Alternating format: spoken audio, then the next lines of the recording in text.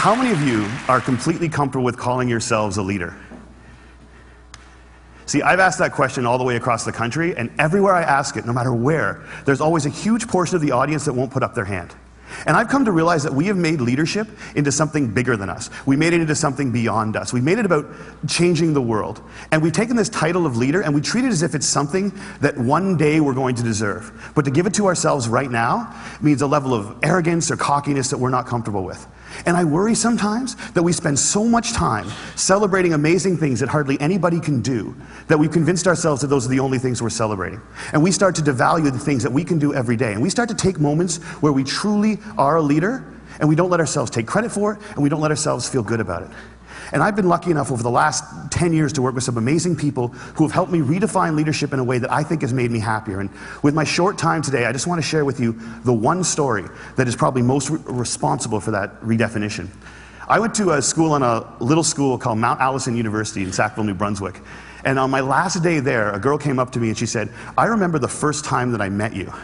And then she told me a story that happened 4 years earlier. She said, "On my day before I started university, I was in the hotel room with my mom and my dad, and I was so scared and so convinced that I couldn't do this, that I wasn't ready for university, that I just burst into tears. And my mom and my dad were amazing. They were like, 'Look, we know you're scared, but let's just go tomorrow. Let's go to the first day, and if at any point you feel as if you can't do this, that's fine. Just tell us, we will take you home. We love you no matter what.'" And she said, so I went the next day and I was standing in line getting ready for registration, and I looked around and I just knew I couldn't do it. I knew I wasn't ready. I knew I had to quit.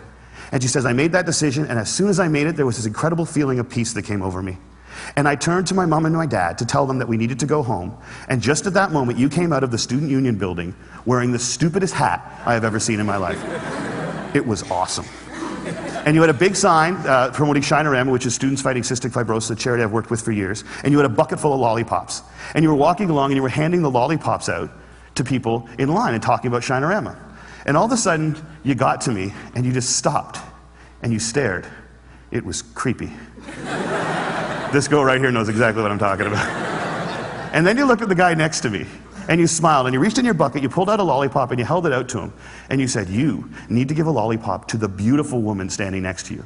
And she said, "I have never seen anyone get more embarrassed faster in my life." He turned beet red, and he wouldn't even look at me, he just kind of held the lollipop out like this.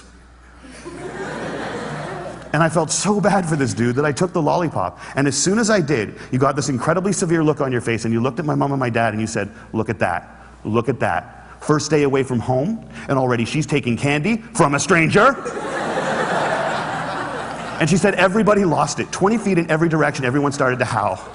And I know this is cheesy, and I don't know why I'm telling you this, but in that moment when everyone was laughing, I knew that I shouldn't quit. I knew that I was where I was supposed to be, and I knew that I was home. And I haven't spoken to you once in the 4 years since that day, but I heard that you were leaving. And I had to come up and tell you that you've been an incredibly important person in my life, and I'm going to miss you. Good luck. And she walks away, and I'm flattened.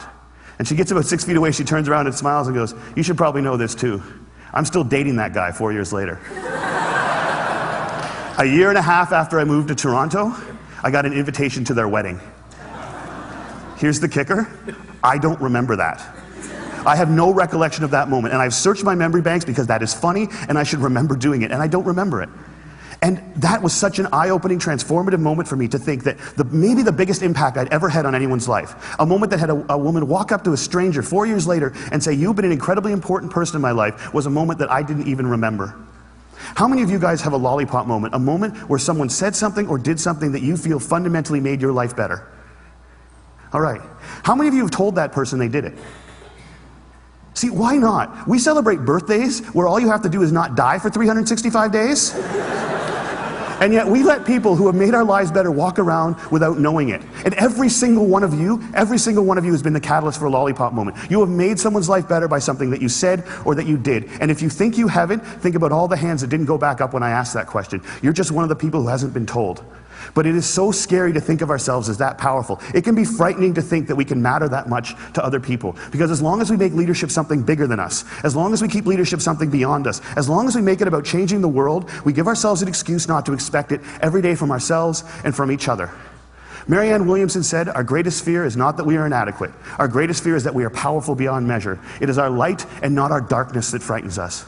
And my call to action today is that we need to get over that. We need to get over our fear of how extraordinarily powerful we can be in each other's lives. We need to get over it so we can move beyond it. And our little brothers and our little sisters, and one day our kids, or our kids right now, can watch us start to value the impact we can have on each other's lives more than money and power and titles and influence. We need to redefine leadership as being about lollipop moments. How many of them we create, how many of them we acknowledge, how many of them we pay forward, and how many of them we say thank you for. Because we've made leadership about changing the world, and there is no world. There's only 6 billion understandings of it. And if you change one person's understanding of it, one person's understanding of what they're capable of, one person's understanding of how much people care about them, one person's understanding of how powerful an agent for change they can be in this world, you've changed the whole thing. And if we can understand leadership like that, I think if we can redefine leadership like that, I think we can change everything. And it's a simple idea, but I don't think it's a small one. And I want to thank you all so much for letting me share it with you today.